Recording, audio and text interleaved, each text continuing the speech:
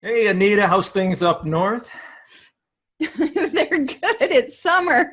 Sounds so weird when people stay up north, think that being Canadian, we have ice and snow all year long. We don't. Look, Yeah, okay. wearing a t-shirt and I'm tanned. It does happen.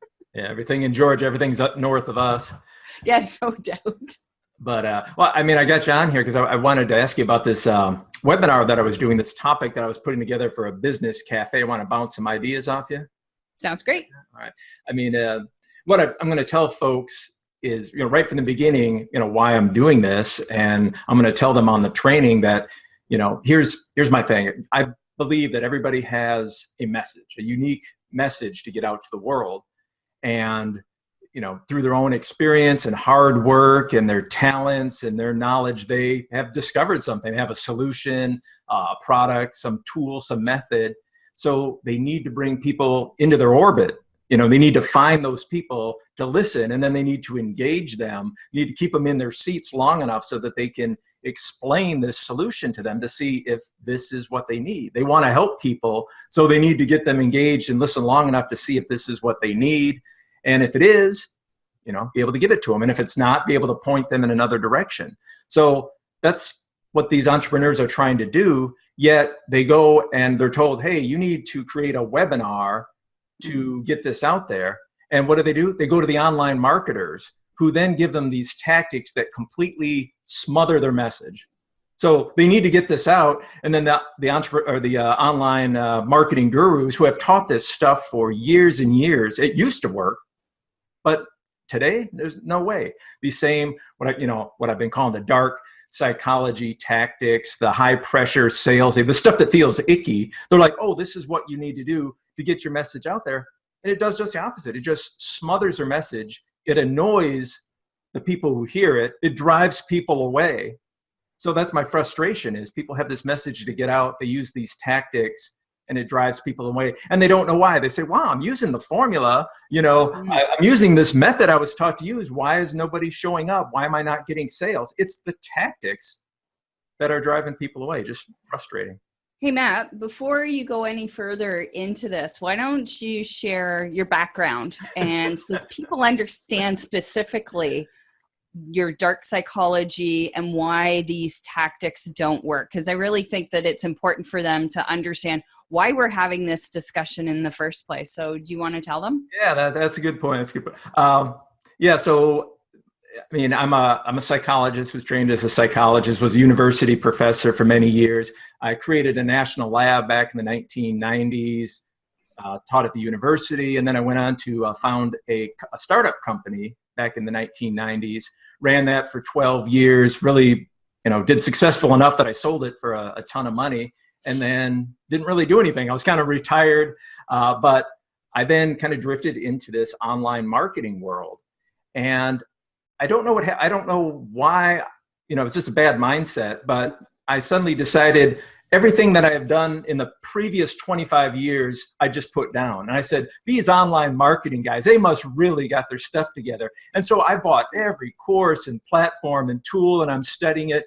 And I must be the slowest learner on the planet. But I suddenly realized they're teaching psychology. This is what I've taught graduate students and undergrads and executives for years, but they're misapplying it. They don't even know it. They're taking psychology, watering it down, reading, I don't know, maybe the table of contents of a psych book, and then going and teaching people how to use it. I'm like, oh my God, no wonder this stuff isn't working.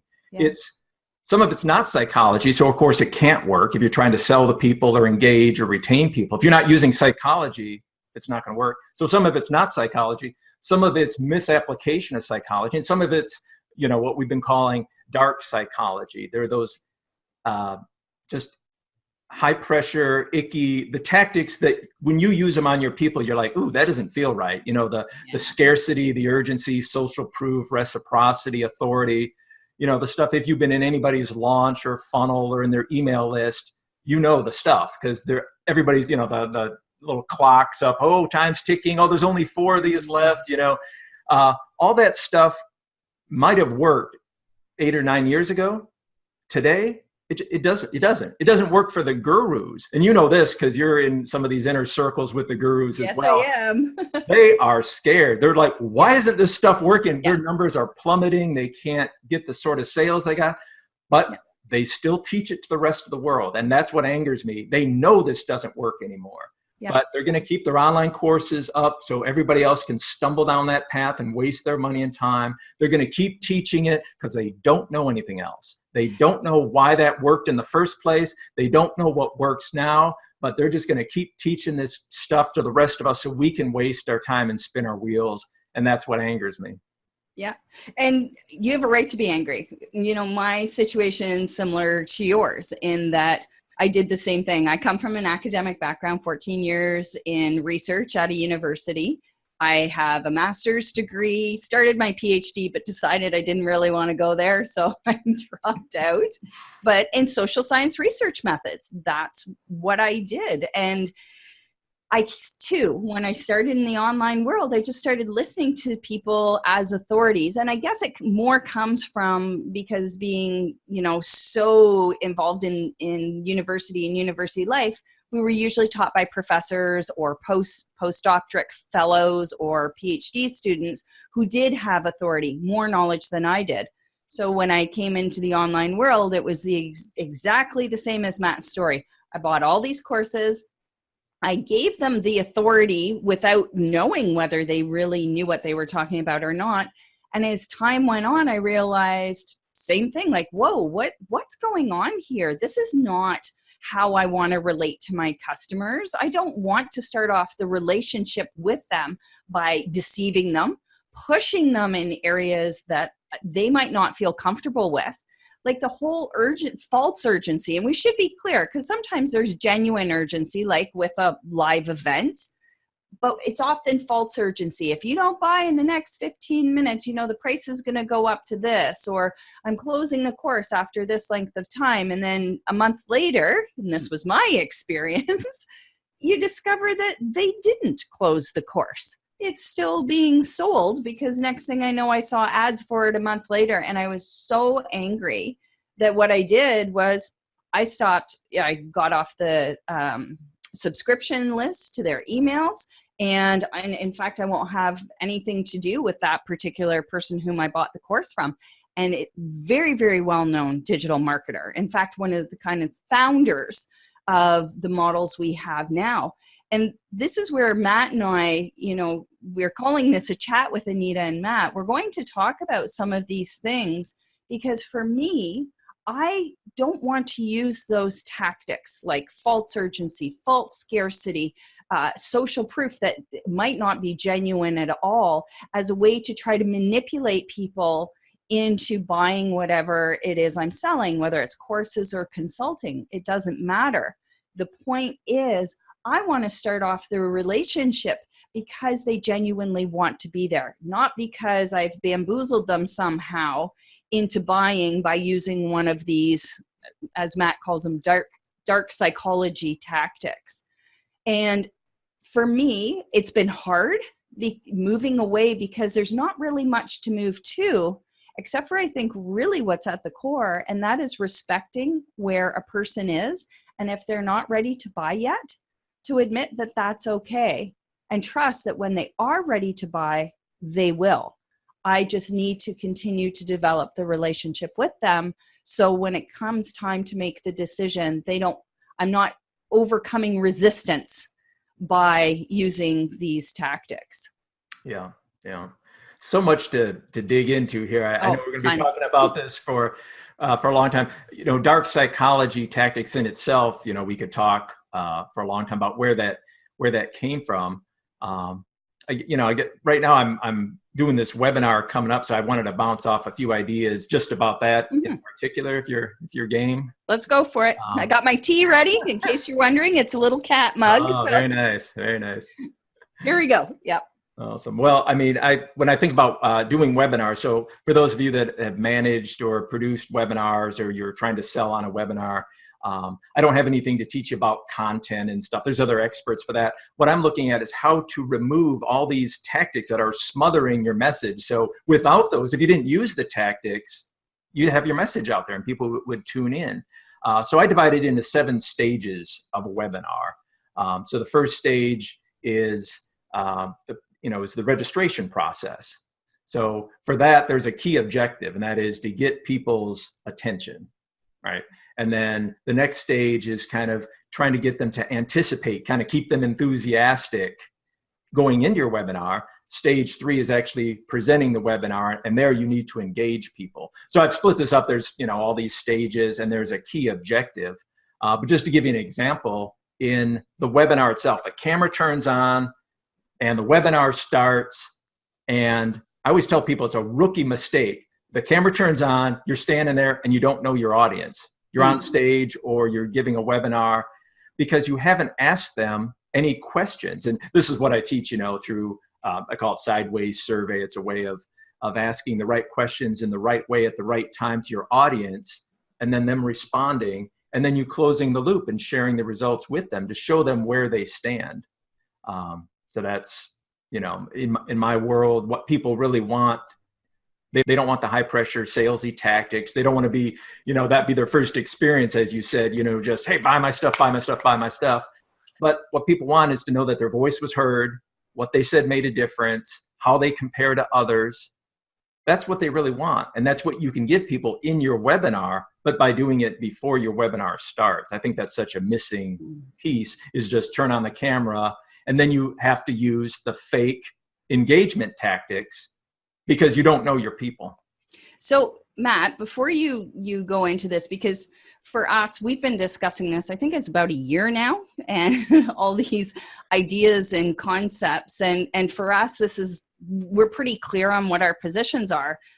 Some of the people listening to this might be the first time that they're even heard term like dark psychology, or that some of these false urgency and false scarcity and reciprocity, social proof, that these tactics might not actually be helping them. They might actually be harming them.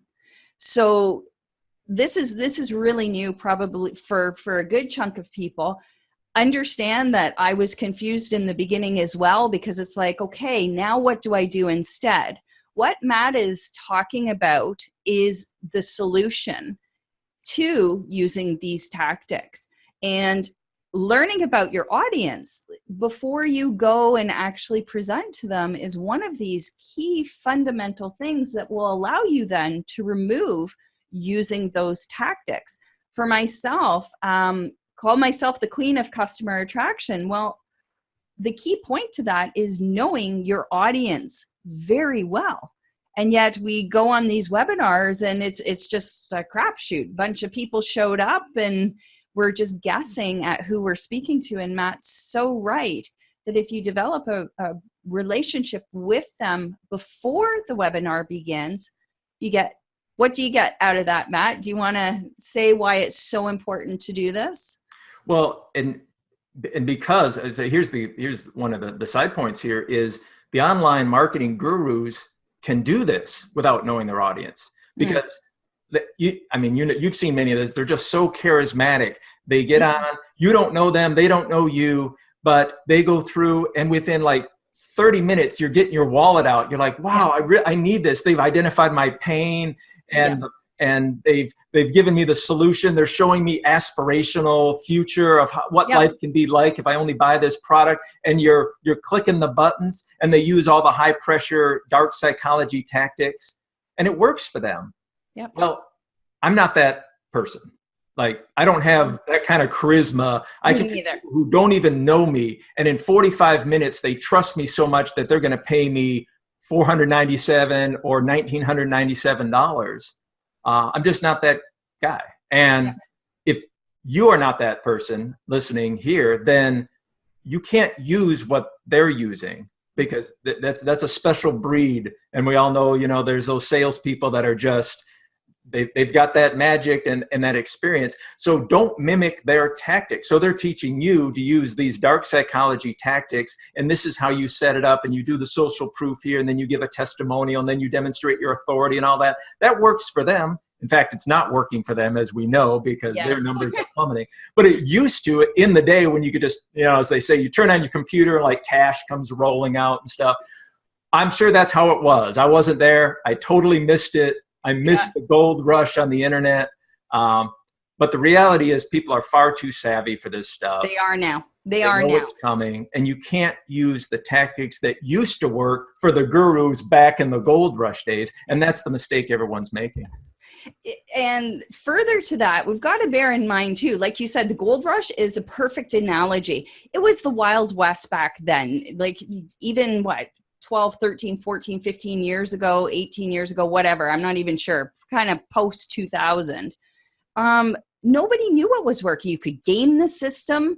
A lot of these people started early enough. They worked together. They helped build each other's authority. So you're right. They can still go on a webinar and have no idea who their audience is and still do very well with their sales. The part that we don't hear about, though, and once you get into some of the inner circles, get some authority yourself, you start learning like their refund rates are very high. And again, there's not necessarily a good fit. You get caught up in the emotion, like Matt says. They're using these tactics to push you into a sale when you might not be ready, or maybe the product's not good for you now, or maybe the product's not a good fit at all. And that's a part we never hear about. We always hear about, oh, this launch, was $10 million or whatever it was. But what were the refund rates like afterward? How many people were really satisfied? Or how about the people who don't even refund, but won't ever have anything to do with that person again? That's what I did. They wouldn't refund my money, even though I said, hey, I reached out to their customer support and I said, I was promised that there would be monthly calls with this particular individual, and I could, they were live phone calls, and that we could ask questions. When I actually enrolled in it, it turned out he had trained somebody, and that they were supposed to be bi-weekly, I think, with him, but he had ended up training somebody and they were once a month. And when I asked their customer support, I said, really, the whole reason why I bought this course, which was expensive, it was around $2,000, it was for that, to be able to possibly ask questions live of this particular individual. And customer support was like, well, there's nothing we can do about it, and it's just tough luck. It turned out I was part of an evergreen webinar funnel, and they didn't change that particular part to reflect the fact that no, because I bought when I bought, I would never be able to be on these live calls with this guru. And that upset me so much. So I couldn't get a refund, but I no longer have anything to do with this particular individual. So we've got the two things happening: people with high refund rates, with the high refund rates, and then a bunch of people like me who couldn't get a refund, but just never bought again. And so I don't know where I was going. Well, I don't know where I was going here, Matt, but if you can pick it back up. Let me throw in a figure while you're thinking about that. 75%, that I've heard that from two sources. One said 75, one said 78%. That's the percentage of people who buy in the last minutes of your cart open, who then want a refund within 30 days. Yeah. 75, you know how much effort it takes to refund people their money, and the embarrassment those people have. Hey, I didn't work for me. I mean, that is a lose for everybody. And I never heard that before because I wasn't in the inner circle of these other folks, but people are like, I guarantee you 75% of those people are refunding, but you never hear that. But that's, again, part of the reason the gurus are failing and they're running scared is because of these huge refund rates. Those tactics just don't work in today's world. No, they don't. And I'm glad they don't, because I did the same thing. I bought these courses. I set up the webinars like they told me to. And I felt like, now I'm somebody who, if I'm very confident in what I'm doing, I enjoy selling. I really do. It doesn't bother me. I quite like it. But I remember even running my own webinars, and I would get to that sales part and it would make me feel awkward. And so if I'm feeling awkward and uncomfortable, what is my audience feeling like? And it was reflected in my sales numbers. And I remember sitting there going, like, I know I have a great product and I really believe in it. And yet how I'm going about selling it, I don't like. The challenge was, though, what do I do? Nobody else is talking about or I shouldn't say nobody else. There are small pockets of people who are talking about genuine relationships and really getting to know people. For me, it's about respect. If you're not ready to buy, that's okay. When you are ready to buy, I hope you'll buy from me. That means that these high pressure tactics don't have a place in that type of relationship. If I'm going to really genuinely respect where you are in your buying process, then I don't need to use those pressure tactics to literally shove you off the fence and make a decision, right? Fear of missing out. Oh no, if I don't, the timer's running out. I got 5 minutes. If I don't take this deal, then, too bad for me. Well, that's not respectful. Yeah. That's manipulative. Yeah. And so, I want to kind of get back to the beginning, Matt, where you were talking about getting to know your audience and developing a relationship with them so people are heard. I think one of the best ways that people can be heard is through asking questions and respecting that they might not be ready to buy at that moment. And that's kind of tough. That's tough to do. It's way more difficult than using these dark psychology tactics, which we know work, but don't really work. Yeah. So to introduce that, I believe that's why we're having this chat with Anita and Matt, is to maybe attract some of these folks who have similar ideas. Because as you said, there are pockets of people out there that are saying the same thing, like this isn't working. What the alternatives. So we're hearing a lot from people saying this isn't working. But I think our contribution here is to give one solution. And this solution is based firmly in the data and the research and the psychology that goes back decades. I personally have gathered about 6 million data points from 7,000 surveys I've delivered over the last 25 years from my previous company in my laboratory and ever since. And so everything's been fine-tuned based on applying what I found to, Fortune 500 companies we would all know, FedEx and Verizon and General Motors and that sort of thing, but also with small businesses, with entrepreneurs, with universities. So fine-tuning this, but it's basically the science of psychology. So that to me is the alternative, rather than no psychology, misuse psychology, and the dark psychology tactics. Here's an alternative, but it's firmly based in science, and that's why it works. It's cause and effect. Yeah. You do these sorts of things, and people have satisfied outcomes, and that's what the data has shown all this time. So that's why I'm excited about doing these episodes, is give people some, some alternatives to, what's failing. Mm-hmm. Absolutely. For me, the most important thing is to try to help people move from where they are now to where they want to go. And for me, it's still a challenge to feel this out and say, okay, well, how do I feel about using this particular method?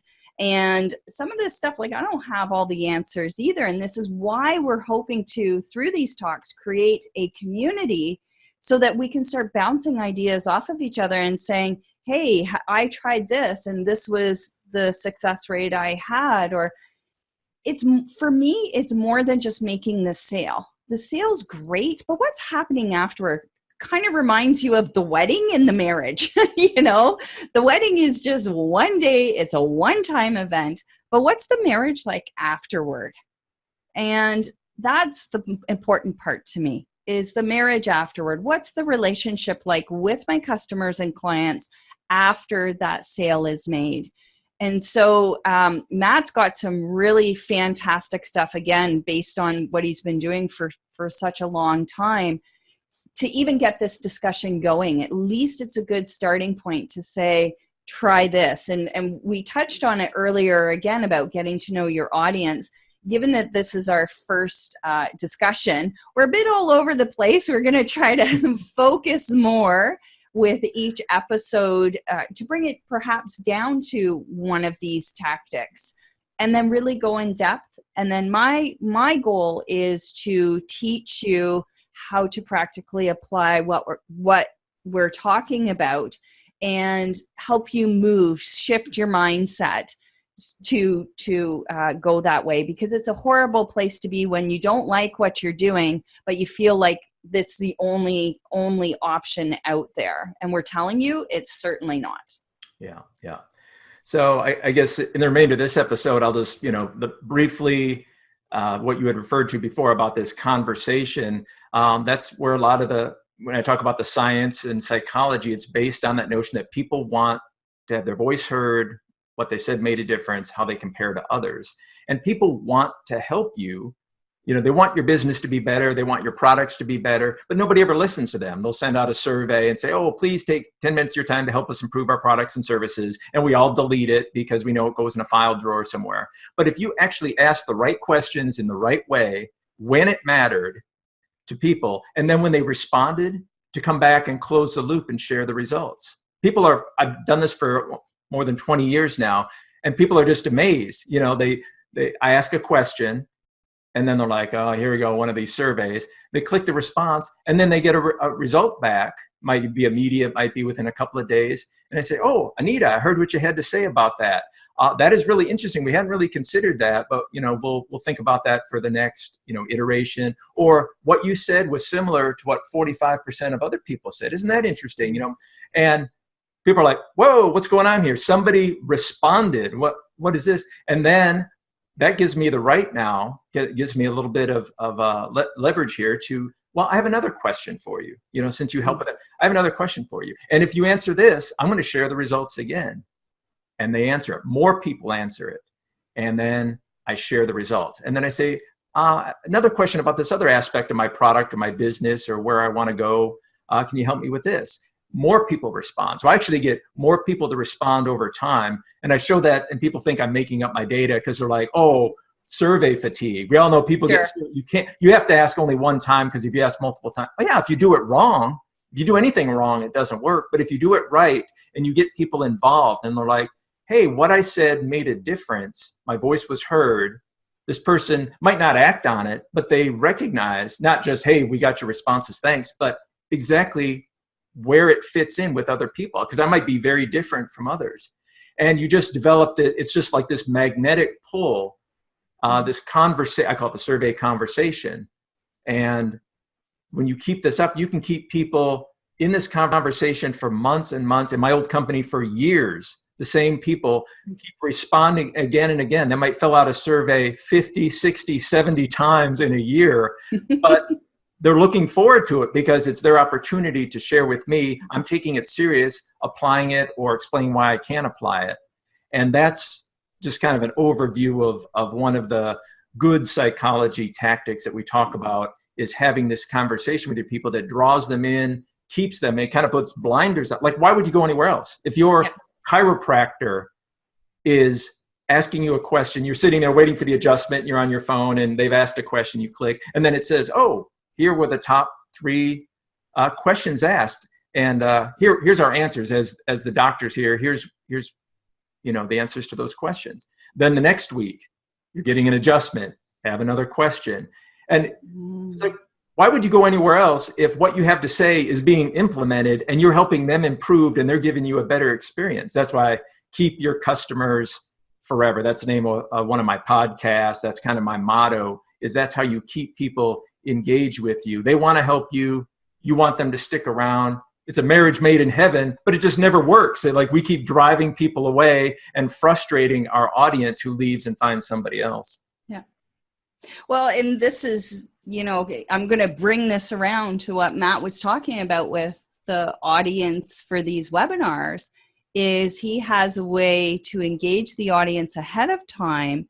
So do you want to just briefly talk about that and what ends up happening with the number of people who actually show up on the webinars versus what we normally see now, which are just abysmal? People are so, tired of webinars because they know they're going to be sold to, and, is it a good fit for them or is it worth their time? So do you want to just talk really briefly about what you do to help get the show up rates as high as you do. And wait till you hear these numbers. They're crazy.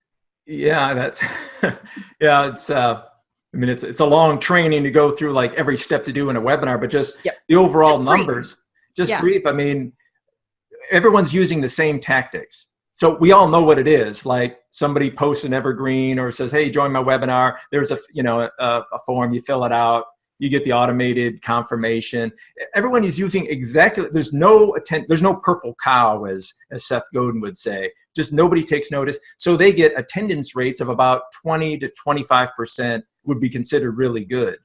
And I looked at, I'm like, this is 25% of people who said they would be here. Can you imagine like hosting a party? Hey, everyone having a party, and all these guests say, yeah, they're going to be there, and 25% show up? You'd be like devastated. Yep. It's because you're doing nothing different. You're using all these. It's smothering your message. You're not getting it out there. So just by applying some of the techniques that I talked about, asking the right questions in the right way before it starts, closing the loop, sharing the results. We've collected data now for 13 months across dozens of webinars. I mean, this is thousands and thousands of data points. And so far, the average increase in attendance is 41%.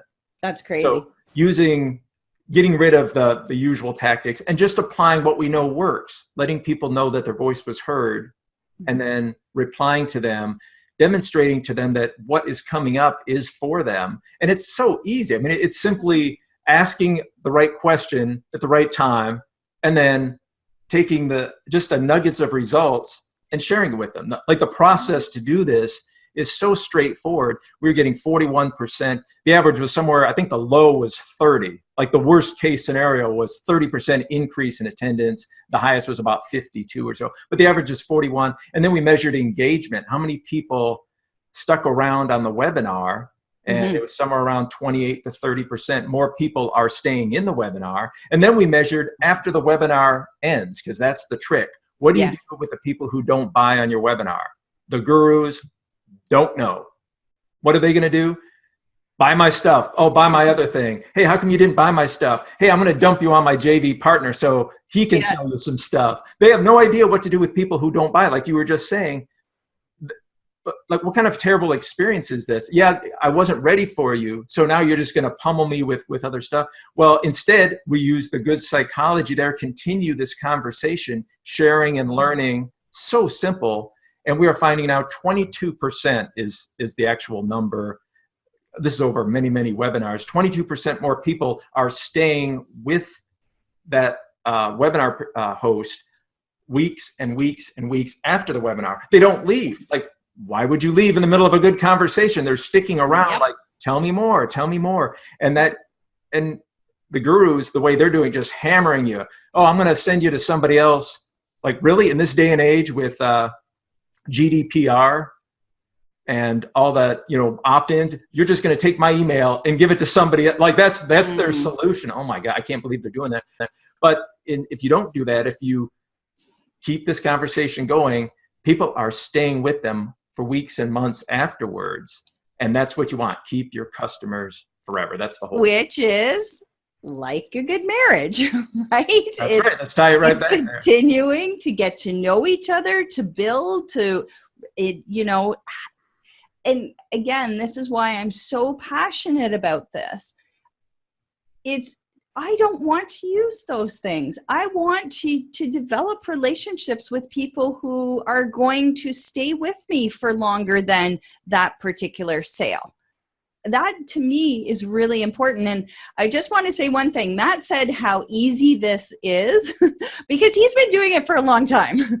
But for those of us for whom this is still fairly new, like I said, there's some of you listening to this, and this will be the first time you've even heard of these concepts and that there's a different way to do things. Like I remember when Matt and I started talking, I was absolutely blown away because it felt like when he was telling me this stuff about, getting customers or potential customers engaged beforehand and having them stay afterward and, developing this relationship with them, I felt like I had just come home. It was finally like, oh, this is what I've been searching for this whole time. And I kept buying all these different courses looking for the answer. And it was Matt just posted one thing in a Facebook group, and that started our whole discussion to lead a year later to this. And it was tough for me in the beginning, and I didn't think it was easy. And there are still some pieces, like I said, that I'm hoping other people can come in and offer what they've been doing to say, hey, this worked for me. Because if we can get this movement going, then we provide an alternative to what has been taught so far and give people another chance to try something that might be a better fit for them. And what Matt's done has been amazing, especially because he's done it for so many years and has all the data to show it, which we know is really important. We can all talk about, oh, I got this many people buying, and 6 months later my churn rate is this. That doesn't matter. So as much as it does, I should have qualified that a little bit better. But the gurus who don't give data as evidence and just sort of say, without any data to back it up. That was my point. Sorry, I got trailed off a bit there.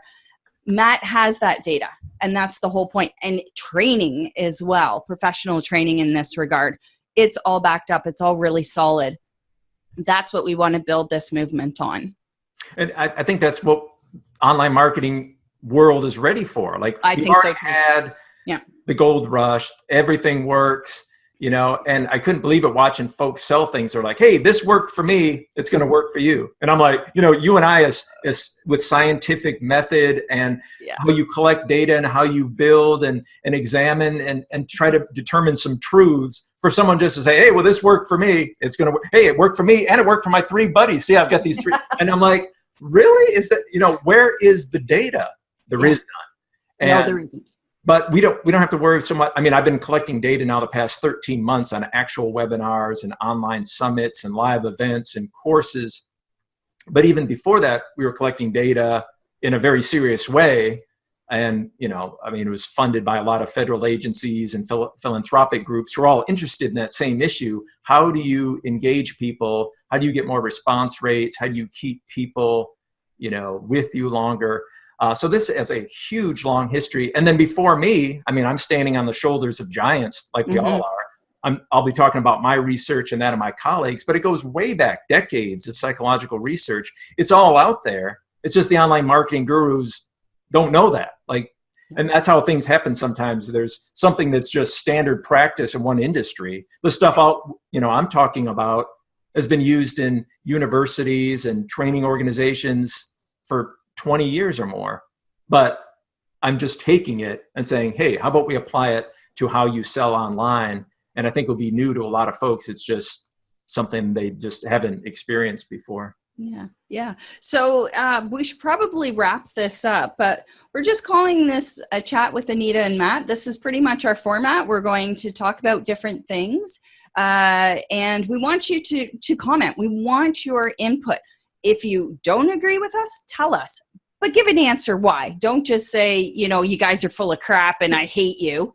Come on, let's have an intelligent discussion around this. Put your comments, wherever we're putting this. I think they're going on YouTube and website, but certainly let us know. Let us know if you agree. Let us know if you've tried something and you're having success. It doesn't have to be that you're making millions of dollars from it. Maybe it's just like Matt mentioned earlier about a 20% or 30% increase. That's significant.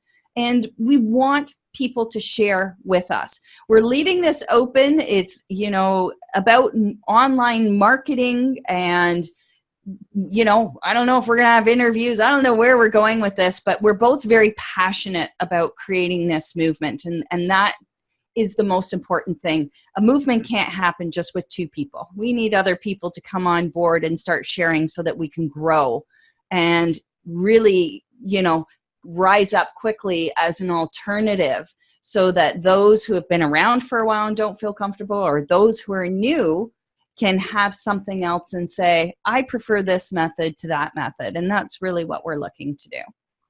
Yep, I agree. And we'd like to give everyone, some takeaway points, something they can apply immediately from this. So I hope you got that from our discussion. I'll just summarize one quick that I was thinking of that may or may not summarize all our talk, but think about, what people really want. Ask them while it still matters. Don't wait till your course is over, until your webinar is over, because that's what the world does, right? Like, when do they ask for your feedback? When the conference is over, your vacation's over, when the course is over, they say, how was that? We call that the autopsy approach. You wait till I love that. to figure out what went wrong. And it's just used everywhere. And I've been railing about this for 25 years now. You ask while it still matters. When I ask questions of people, it's while the course is still going on, while the live event, the conference is still going on, we're asking questions, then closing the loop. So there's my, kind of the two bits you can apply now is think about that. Don't use an autopsy. Ask while it still matters, while people would still fill it out. People will answer your questions if they know it matters. If you ask them when it's over, they know it doesn't matter to them. And then close the loop. Share some results with them. That's why people will respond to you again and again. So it's just a mindset thing, but think about that for your own courses, your own live events, your own training, wherever you are asking. Asking your people is important, but I think most everybody does it the wrong way. And that's why they say, oh, I got 10 responses, and then they act on it. And I'm like, well, that's not really what your people are saying, because you didn't do the steps of telling them about how you're going to share the results. So that's a real powerful concept. If you can apply that, what you do, you'll find some huge differences. Great. Well, thank you very much, Matt. I'm looking forward to our discussions moving forward. We've had plenty off camera, and I'm so glad that we're on camera and discussing this and sharing with others. Like I said, creating this movement. Do you want to tell people where they can find out more information about you and Sideways Survey? Sure. I mean, for now, we'll put something in the show notes if you're hearing this on a podcast or on YouTube. But maybe the best place to go is just sidewayssurvey.com if you're somebody who's interested in webinars or applying some of these techniques. You can also go to matthewchampagne.com and contact me there, and we'll update that as we go. How about you, Anita? Where should we find you? So my website's being built. Should be a few weeks yet. So mid-September 2018, depending on when you're watching or listening to this. But it's anitatoth.ca. So my last name is spelled Toth. So Anita, Anita, Toth.ca. Terrific. Well, thanks so much for your time today. Appreciate it. Yeah, it's been awesome. All right, I guess that's it. And then we're back on next week, right, Matt? Yep. We'll see you then. Take care. Bye.